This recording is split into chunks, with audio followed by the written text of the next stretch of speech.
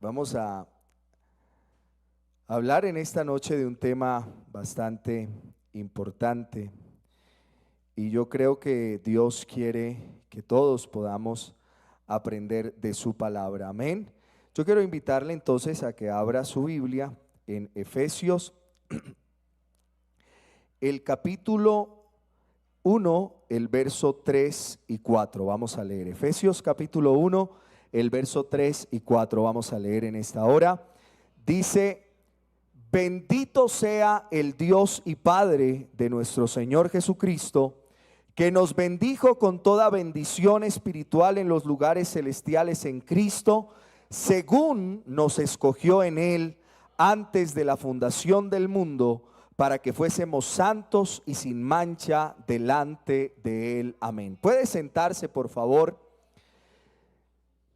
Quisiera contarles que primero que Dios nos bendijo muchísimo en el campamento. Fue de gran bendición el campamento, fue un tiempo muy especial. Expresar públicamente el agradecimiento a todo el equipo del Ministerio Juvenil por tan bonito trabajo realizado, que sea Dios bendiciéndolo. En el último encuentro ministerial hubo un tema que me llamó mucho la atención y fue que hablamos de la fe.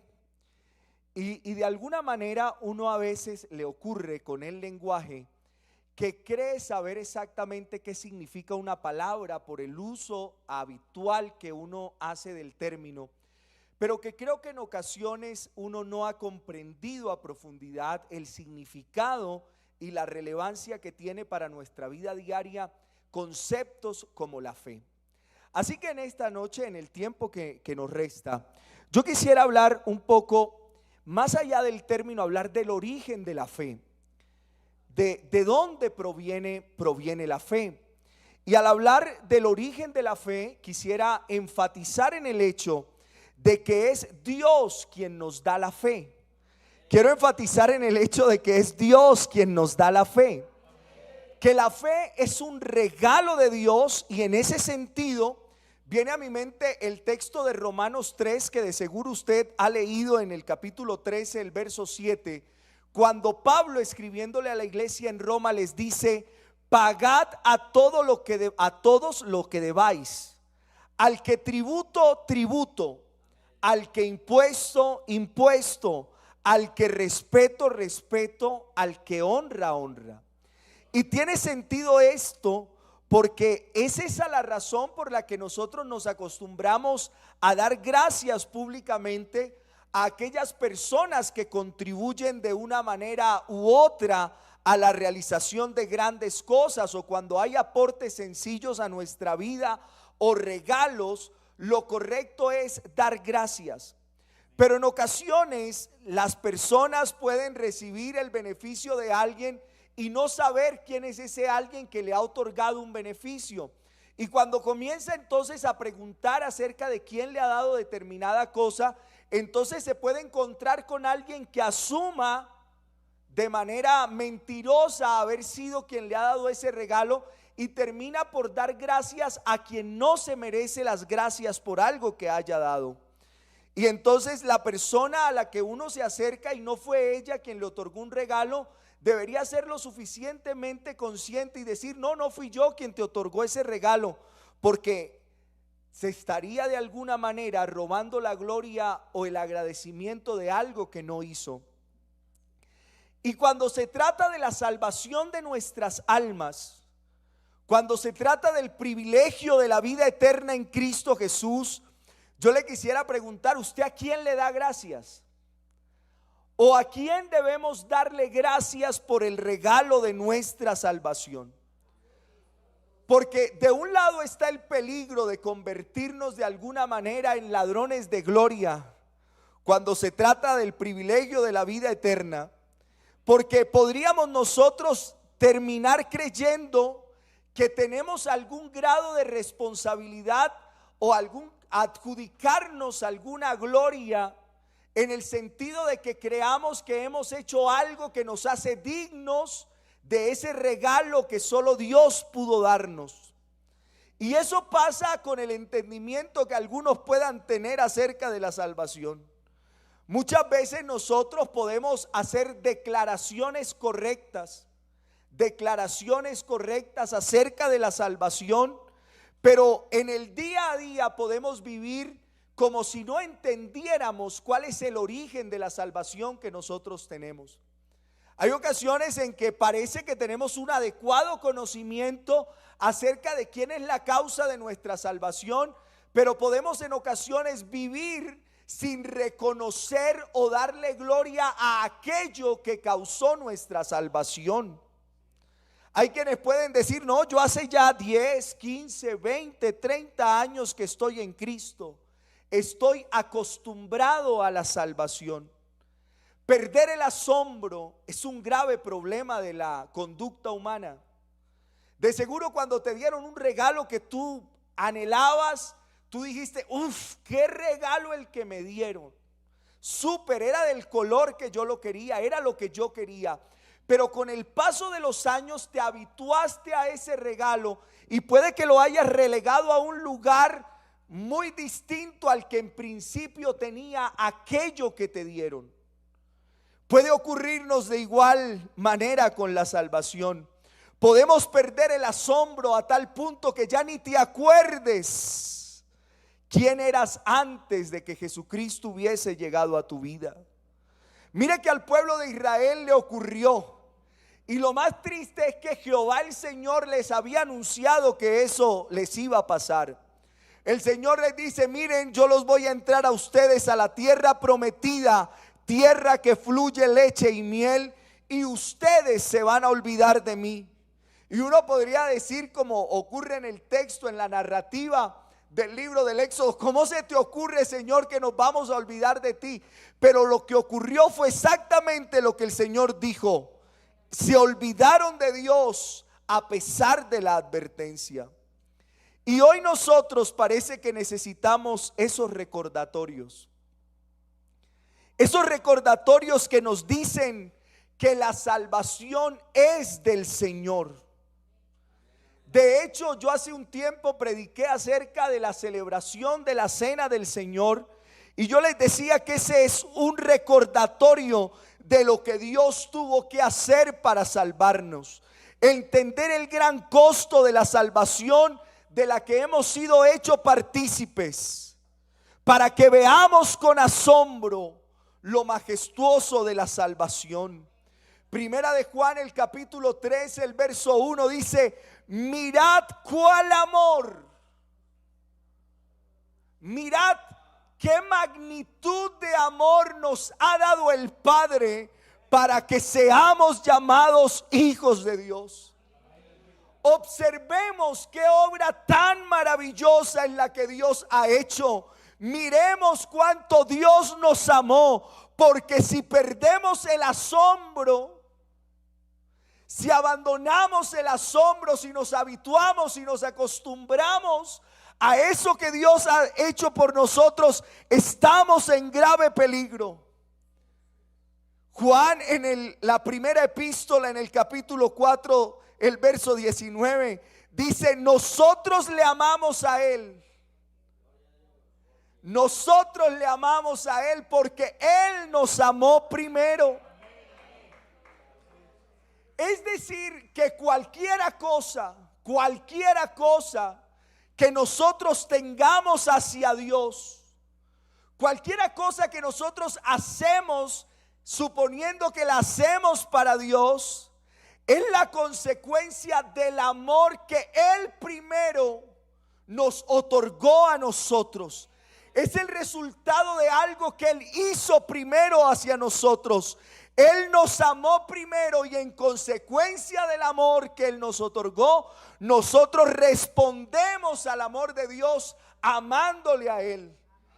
Pero no es que nosotros seamos la causa del amor de Dios o del amor hacia Dios. La causa de nuestro amor hacia Dios es más bien el resultado del amor que Dios ya derramó sobre nosotros. Así que la historia de la salvación no comienza en usted. La historia de la salvación no comienza por lo bueno que usted es, por lo inteligente que usted es. La salvación Es el acto más grande de misericordia que Dios realizó al concedernos la gracia de la fe. Es el reconocimiento que el don de la fe es algo trascendental entre los regalos que Dios nos puede dar. Fíjese que Filipenses, el capítulo 1, el verso 29 dice: porque a vosotros os es concedido a causa de Cristo, no solo que creáis en Él, sino que padezcáis por Él. Pero la causa siempre es ¿quién? Cristo. De tal manera que Pablo, aquí escribiéndole a la iglesia en Filipos, está asumiendo una verdad. Y es la verdad de que el don de la fe es un regalo que Dios nos ha otorgado a nosotros. Y el famoso texto de Efesios 2:8 dice: porque por gracia de gratis. Hay una diferencia muy significativa entre el concepto de gracia y misericordia, y por eso yo digo que a veces el lenguaje nosotros lo utilizamos de manera, nos habituamos a utilizar términos y no entendemos. La misericordia es que Dios no nos pague en consecuencia de lo que somos. Es decir, que no nos dé lo que merecemos. Pero en cambio la gracia es que Él nos da lo que no merecemos. Es decir, que la gracia es un regalo y los regalos son gratuitos. Si a usted alguien le ha pedido algo por un regalo, no fue regalo. Pero Dios, en cambio, inspira al apóstol Pablo para que nos diga: porque por gracia sois salvos. Y el medio a través del cual llegamos a ese regalo que Dios ha otorgado es la fe. Pero aclara después pone un punto y coma, y es como si de alguna manera ampliara la idea inicial, y como que queda la fe ahí en entredicho de que si es de usted. Y él dice: y esto, la fe, no de vosotros, pues es que un don de Dios. Así que la fe, la capacidad de creer de manera direccionada en lo que Dios ha hecho, no es ningún logro. La fe es un regalo de Dios. Y nosotros pudiésemos llegar a pensar que es algo que, en consecuencia de que nosotros somos los que ejercemos la fe y que somos nosotros los que creemos, podríamos llegar a pensar que la fe está en nosotros de manera innata. Pero resulta que si somos nosotros los que creemos, es verdad, pero el origen de esta fe no está en nosotros, sino que es Dios el que la da. Y es importante que reconozcamos que la causa de nuestra fe viene de Dios. Y es interesante ver cómo la Biblia lo dice de manera explícita, que la fe es un don de Dios, es un regalo de Dios y su origen está en Dios. Santiago 1:17 y el verso 18 son contundentes a la hora de decir: toda, un absoluto, toda buena dádiva y todo don perfecto desciende ¿de dónde? De lo alto, del Padre de las luces, en el cual no hay mudanza ni sombra de variación. Y dice: Él de su voluntad nos hizo nacer por la palabra de verdad, para que seamos primicias de sus criaturas. La fe, de alguna manera, y es mi objetivo en esta noche, porque la fe, aunque está en todos, de alguna manera existen acepciones acerca del concepto de la fe. Por ejemplo, Hebreos capítulo 11, el verso 1 da una explicación muy acertada y dice: es pues la fe la certeza de lo que se espera, la convicción de lo que no se ve. Pero nosotros también utilizamos el término fe para hablar del conjunto de doctrinas o de creencias que nosotros tenemos. Y en este caso, que hablamos de una fe salvífica, lo que entendemos es que la fe se constituye en el elemento que nos permite alcanzar la gracia y la benevolencia de Dios. Porque si atendemos un poco más más acuciosos, hemos entendido que la fe viene ¿por qué? Por el oír. ¿Y por el oír qué? ¿Cualquier cosa? No, por el oír la palabra de Dios. Es decir, que eso que está en nosotros, esa capacidad de creer a través de la verdad de la palabra de Dios, y que a partir de escuchar la palabra de Dios comienza la obra del Espíritu Santo, nuestra fe es adecuadamente direccionada para alcanzar el favor de Dios para nuestra salvación. Al final, de alguna manera, todo en relación con la salvación de principio a fin pertenece a Dios. Y usted dirá, ¿por qué es relevante hablar de eso? Porque es que la historia de la salvación nuestra, está marcada por la fe. ¿Sabe que ese texto que leímos de Efesios 1, el versículo 3 y 4, es un versículo que de alguna manera se ha prestado para controversias cuando hay corrientes de pensamiento religioso que hablan de una elección y que de alguna manera cuando uno es salvo siempre es salvo, que la salvación no se pierde, que existe desde antes como un objetivo de Dios en relación con unas personas en particular y no que todos puedan acceder a la salvación. Pero lo que el texto quiere decir es otra cosa, porque fíjese usted que Pablo dice: bendito sea el Dios y Padre de nuestro Señor Jesucristo, que nos bendijo con toda bendición espiritual en los lugares celestiales en Cristo, según nos escogió en Él. ¿En quién? En Cristo, antes de la fundación del mundo, para que fuésemos santos y sin mancha delante de Él. El argumento de la Biblia desde el Génesis hasta el Apocalipsis cursa con básicamente dos temas. La Biblia es cristocéntrica y antropocéntrica. Cristocéntrica porque desde el Antiguo Testamento, desde Génesis, usted ve la sombra de ese que habría de venir, que es Cristo.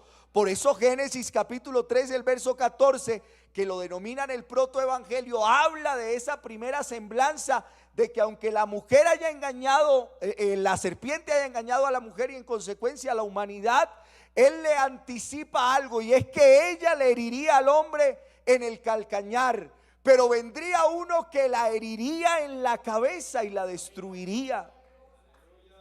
Y ese mensaje de la redención que atraviesa todas las páginas del texto bíblico, lo que nos muestra o nos trae a la luz es que el plan de salvación en Cristo nunca fue un plan B.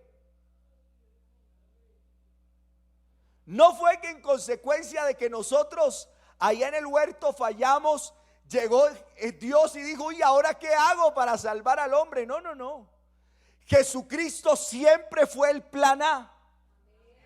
El único plan para poder traer salvación a nosotros es ese hecho tan maravilloso que Pablo le dice a Timoteo: indiscutiblemente grande es el misterio de la piedad. Dios, oiga, qué amor el que Él nos demostró. Dios mismo, Dios fue manifestado en carne. Ese es el plan trazado de Dios. Y me agrada saber que la Biblia no solo nos muestra el principio de esta historia, sino que puede hablar del final de esa historia. Porque quiero decirle algo: si hay alguien que controla la historia, es Dios. A Dios nada le toma por sorpresa o por casualidad. Dios es el soberano de la historia, y eso nos habla de planificación.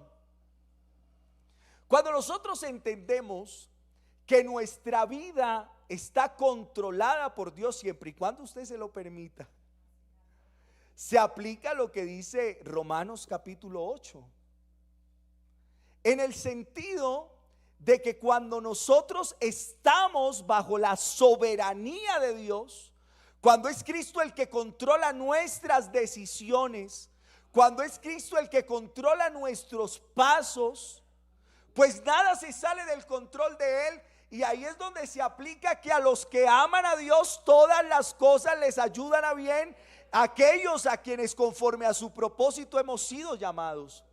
Nosotros de alguna manera hemos caído en un grave lío, y es que bajo la presunción de la libertad terminamos tomando decisiones a priori y luego queremos culpar a Dios como si Dios tuviese la culpa de las decisiones que nosotros hemos tomado, sin tomar en cuenta lo que Él piensa acerca de lo que nosotros hacemos. Usted debe preocuparse permanentemente por eso que leíamos de Colosenses, que pienso que es muy interesante, porque pues factiblemente lo había leído muchas veces, pero estos días mientras leía Colosenses me fijé en eso: inteligencia espiritual. Orar para que Dios nos dé sabiduría, conocimiento e inteligencia espiritual para tomar decisiones acorde a lo que Dios quiere que nosotros hagamos, y no que después queramos adjudicarle a Dios la responsabilidad de aquello que solo nosotros tenemos responsabilidad. Dice Romanos 8, 29 y 30: porque a los que antes conoció, también los predestinó para que fuesen hechos conforme a la imagen de su Hijo, para que sea el primogénito entre muchos hermanos. Y a los que predestinó, a estos también llamó, y a los que llamó, a estos también justificó, y a los que justificó, a estos también ¿qué? Y es interesante porque es que si el tiempo es un paréntesis de la eternidad, pues Jesucristo inspiró a Pablo para que en un solo verso nos contara toda la historia de la vida, porque nos dice que a los que predestinó desde antes, a estos al final glorificará. Hermano, usted ya tiene un destino, si se trata de destino, y es que usted, si permanece fiel a Dios y salvaguardado por el poder de Dios, solo tendrá un destino, y es la gloria, porque Cristo le glorificará.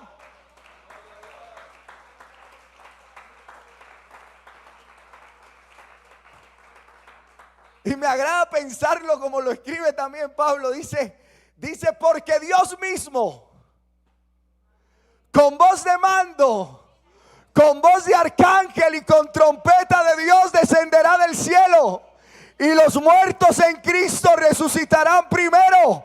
Luego nosotros seremos transformados ¿en qué? En un cuerpo de gloria, para recibir al Señor en el aire. ¿Y cómo estaremos? Hermano, un día su llanto será enjugado por Cristo.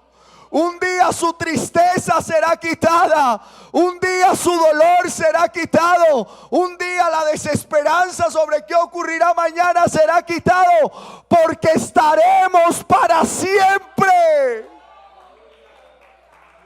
Estaremos para siempre con Él.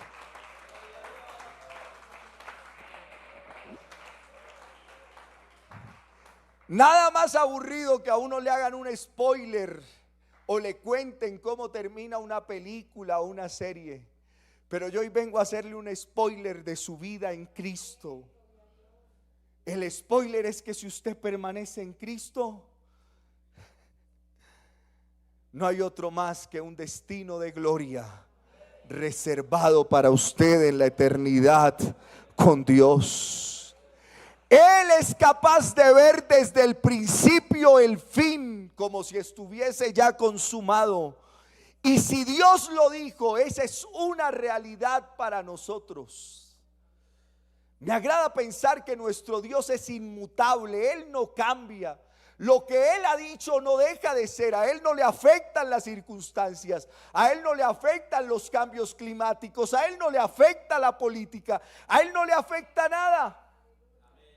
Y yo sé que esto es importante como aplicación a nuestra vida, porque de algún modo existe gran preocupación en Colombia sobre algunos fenómenos que han venido ocurriendo en relación con la salud, con las pensiones, ahora con la educación.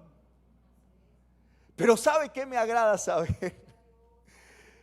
Que nosotros que pertenecemos a Él, que somos ovejas de su prado, que nada nos puede apartar ni arrancar de su mano.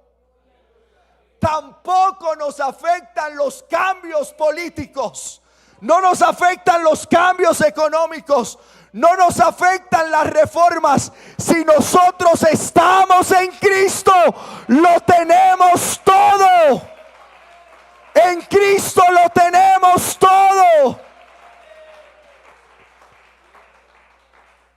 Hermano, pierda temor. Pierda temor porque sucederá mañana. Porque como dice el himno, Dios nos ayudará al clarear la mañana, al salir el sol que se asoma en nuestra ventana. Antes de que tú te despiertes, ya Dios está al pendiente de cada suceso que ocurre en tu vida. Y Él te guardará, Él será tu sombra, tu mano derecha. Él es tu escudo, Él es tu roca eterna, Él es tu refugio.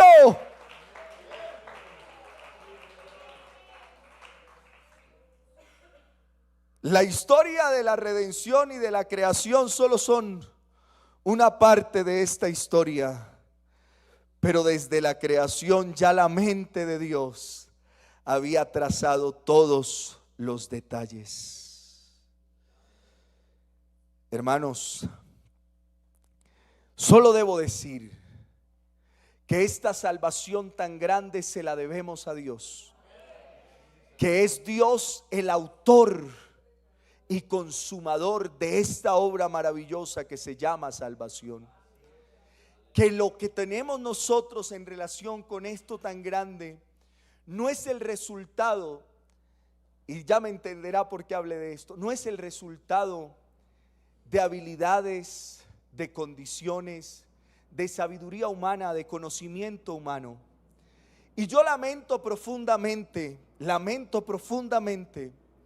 cuando observo que hay entre nosotros personas que en consecuencia de todo lo que Dios le dio en el ámbito espiritual, han obtenido en el ámbito humano grandes cosas dignas de admirar. Cosas que factiblemente sin Cristo nunca hubiésemos alcanzado. Es decir, que lo que hoy somos es la consecuencia de la bendición de Dios que trajo a nuestra vida la capacidad para alcanzar aquello que en nuestras propias fuerzas nunca hubiésemos alcanzado. Pero qué grave problema cuando crecemos en el ámbito material y entonces ya Dios deja de ser importante para nosotros. Cuando ahora nuestro tiempo ya no alcanza para dedicarlo a la causa de todo lo que somos. Cuando nuestra ocupación viene a ocupar el lugar que solo Dios debiese ocupar. Cuando las cosas materiales han relegado a Cristo a un segundo lugar. Y no piense que esto es consuelo de pobres, queriendo decirle que no alcance lo humanamente posible, porque si de algo estoy seguro, y no le quiero predicar prosperidad, pero lo que yo sí estoy seguro es que la bendición de Dios nunca ha faltado, y que si usted es un sabio administrador de lo que Dios le da, el único final que le queda a usted es crecer en todos los ámbitos y crezca todo lo que pueda. Pero cuando alcance lo material, cuando alcance el conocimiento, el diploma que pegas allá en la oficina, no te olvides. No te olvides de que todo lo que tienes, no te olvides que si algo has alcanzado, que si algo has logrado, que si algo es significativo en tu vida, no es porque tú seas muy bueno, porque lo vil y menospreciado del mundo escogió Dios. Así que en esta noche no hay ninguno que pueda pararse frente a Dios y decir: es que yo sí era bueno, yo sí era inteligente, yo sí sabía. Mentira. Si hay algo que nosotros tenemos, si hay algo que nosotros hemos alcanzado, es por la pura misericordia, es por la pura gracia, es por la pura bondad de Dios.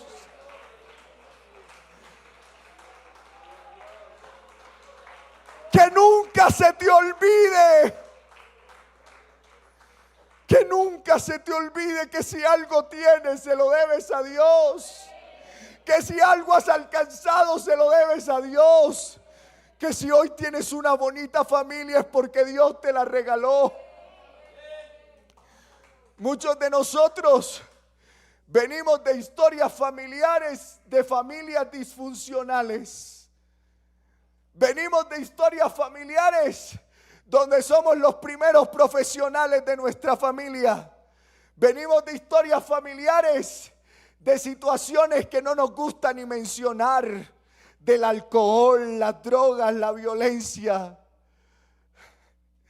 Pero cuando Cristo llegó a nuestra casa, cuando Cristo llegó a nuestra familia, tal vez ni nuestros papás se lo imaginaban. Tal vez ni ellos pensaban en lo que iba a hacer de nosotros. Pero la mente de Dios sí sabía que en un par de años iba yo a nacer y la vida de mi familia iba a ser transformada y cambiada y yo iba a poder llegar a ser lo que hoy soy, no por mí, sino por la bondad de Dios.